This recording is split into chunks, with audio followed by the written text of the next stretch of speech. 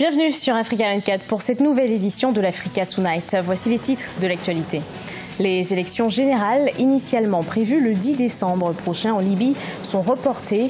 Le processus électoral est désormais prévu pour le printemps 2019. Les 12 et 13 novembre prochains, une conférence internationale sur la Libye aura lieu à Palerme, en Sicile. En Côte d'Ivoire, clap de fin pour la deuxième édition du Forum international du commerce et de l'industrie d'Abidjan. Elle s'est clôturée ce 10 novembre. Différents acteurs exerçant dans le domaine du commerce et de l'industrie y ont échangé durant 3 jours. Et puis le Burkina Faso fait partie du comité inter-État de lutte contre la sécheresse au Sahel. Ce comité prévoit d'exploiter 600 000 hectares de terre pour le développement de la zone. Le but, obtenir une agriculture durable et de qualité.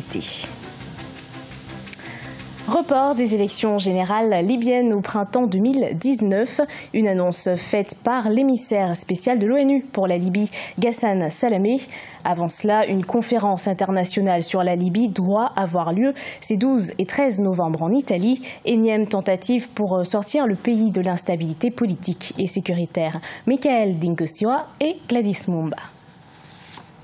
En Libye, les élections n'auront pas lieu le 10 décembre 2018 comme initialement annoncé, mais plutôt au début de l'année 2019, a affirmé l'émissaire des Nations Unies. Selon Ghassan Salamé, la conférence nationale devrait au préalable se tenir avant toute élection. Il a appelé à sa part d'organiser une conférence sur la Libye et ça sera tenu prochainement, le lundi, je pense, lundi et mardi prochain. Déjà, c'est considéré comme rival de la déclaration de Paris. Une conférence internationale sur la Libye doit se tenir les 12 et 13 novembre à Palerme en Italie pour lancer un processus électoral et politique. Une énième tentative après celle menée par la France en mai 2018 pour tenter de sortir le pays de la crise qu'il traverse depuis 2011. Et surtout, le Parlement et le Conseil d'État à Tripoli, si on n'avance pas pour adapter l'accord de Skhirat à la Constitution, donc on va organiser une conférence générale pour tous les Libyens et peut-être on leur donner des pouvoirs législatifs pour qu'il va valider la loi d'élection, valider la loi de référendum. La Libye est dirigée aujourd'hui par 2 entités rivales, le gouvernement d'union nationale basé à Tripoli et une autre autorité rivale installée dans l'Est, soutenue par un parlement et une force armée. Le prochain scrutin est censé mettre fin à une interminable période de transition dans ce pays pétrolier en proie à l'instabilité sociopolitique depuis la chute du régime de Mouammar Kadhafi en 2011. Pour une Afrique forte et solidaire, il s'agit du thème de la deuxième édition du Forum international du commerce et d'industrie d'Abidjan qui s'est terminé ce 10 novembre en Côte d'Ivoire. Ce rendez-vous international du commerce et de l'industrie a accueilli plus de 5000 visiteurs et de nombreux opérateurs économiques, dont Attijari Wafabank qui promeut le commerce sous-régional. Reportage de notre correspondant Olivier Conan. Offrir aux entreprises les clés de l'ouverture sur le marché international, c'est l'un des objectifs du FICIA, Forum international du commerce et de l'industrie d'Abidjan, tenu du 8 au 10 novembre 2018 à Abidjan, en Côte d'Ivoire. Le thème de cette deuxième édition portant sur une Afrique forte et solidaire veut offrir aux entreprises du continent les solutions pour améliorer leur compétitivité. La Côte d'Ivoire doit devenir de plus en plus industrialisée comme pays.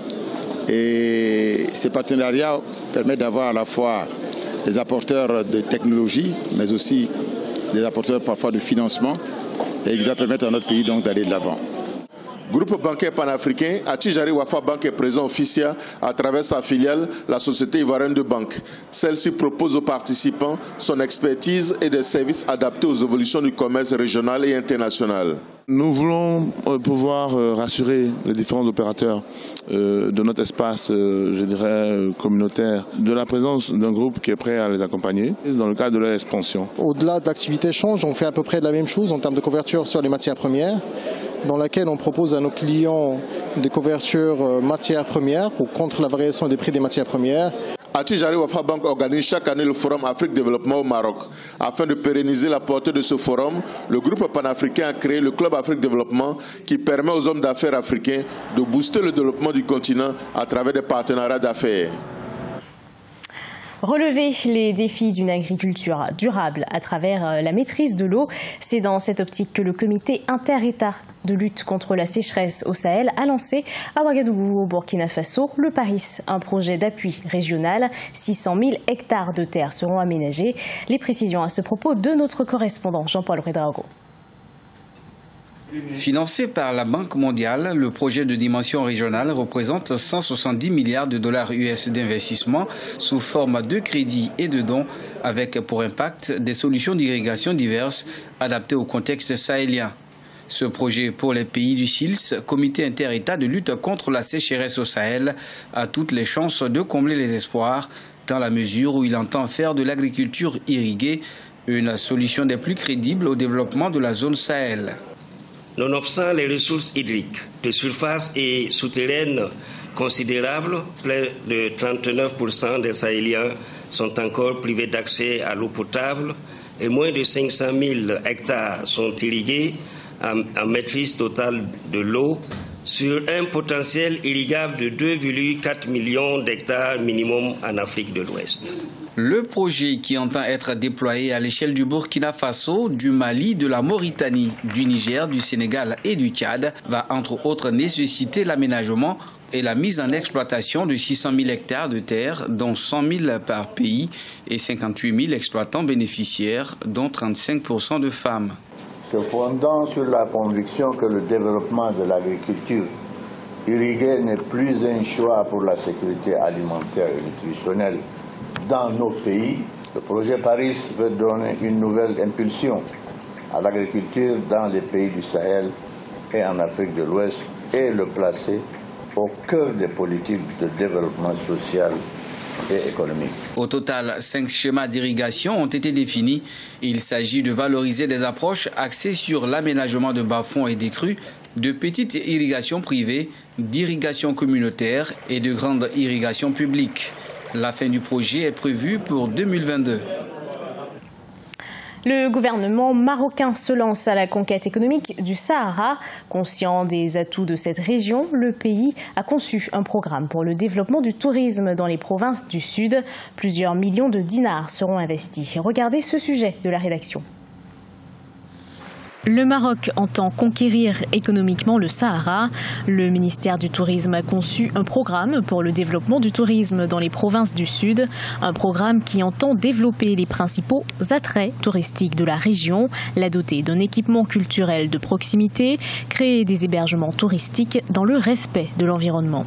Il me semble, sur le plan bien entendu climatique, cela est faisable, bien entendu. Il y a deux façons de tourisme dans le monde actuel. Il y a un tourisme, ce que j'appelle montagnard, ou bien des mers, où les Occidentaux plus particulièrement et les Chinois exactement sont en train d'explorer un petit peu ces régions. Il y a le tourisme aussi du désert. Les autorités marocaines, conscientes du potentiel économique de la région de Dakhla, comptent miser sur l'écotourisme, la valorisation du tourisme sportif, tout en restant en adéquation avec les conditions climatiques de la lagune.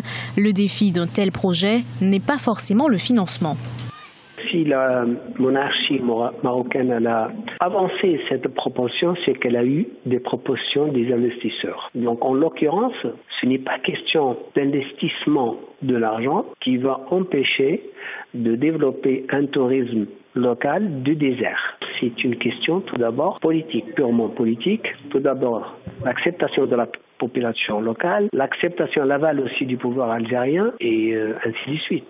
Pour le ministère du Tourisme marocain, le développement touristique dans cette région passe par l'augmentation de la capacité litière, la valorisation des sites balnéaires et de la culture locale. Le gouvernement prévoit d'investir plusieurs millions de dinars, dont 124 millions pour la région de Guelmim-Ouadnoun. Partons à la découverte d'une femme de lettres, Ibo Moumine. Assoé, écrivain et enseignante-chercheuse à Djibouti, elle a cofondé l'association Caravane du Livre, une association qui se donne pour objectif la promotion de l'écriture et de la lecture, en particulier chez les jeunes. Un portrait signé Marcel Farba-Maroun. En dehors de ses heures de travail à l'université de Djibouti, où elle exerce la fonction d'enseignante-chercheuse, Ibo Moumine Assoé puise de son vécu et de son quotidien pour pratiquer une passion transformée en vocation, la littérature. L'écrivaine met ainsi un point d'honneur sur la femme en général, djiboutienne en particulier, afin d'en être l'une des porteuses de voix. Je trouve qu'en Afrique, la femme est un véritable ressort. C'est vraiment un acteur important qui doit prendre toute sa place dans les développements socio-économiques. Elle est très présente, et elle est très prégnante et pour moi, elle fait partie de ce futur meilleur de l'Afrique. Son amour pour la littérature l'a amenée à être en 2016 la cofondatrice d'une association dénommée Caravane du Livre. Objectif, promouvoir la lecture et l'écriture, surtout au niveau des jeunes générations. Essentiellement, nos activités sont composées de rencontres avec le public et surtout les publics jeunes. Donc on fait des conférences, on fait par exemple des soirées littéraires ou des rencontres littéraires. On a participé donc à plusieurs événements, festivals culturels et littéraires donc, du monde. Parmi les œuvres publiées par Ibo Moumine Assoé figure le travail de sa thèse qui porte sur l'émergence de la littérature djiboutienne d'expression française, dont l'objectif est de retracer les productions djiboutiennes de langue française entre 1959 et 2007. Un collectif de poésie co-réalisé et dénommé Passerelle a également vu le jour. Il permet de mettre en exergue le concept de Djibouti comme foyer de partage, de brassage entre les cultures et les diversités culturelles nationales et internationales. Ce journal a été préparé par l'ensemble de la rédaction. Merci de l'avoir suivi. Dans un instant, une nouvelle édition de l'actualité sur Africa 24.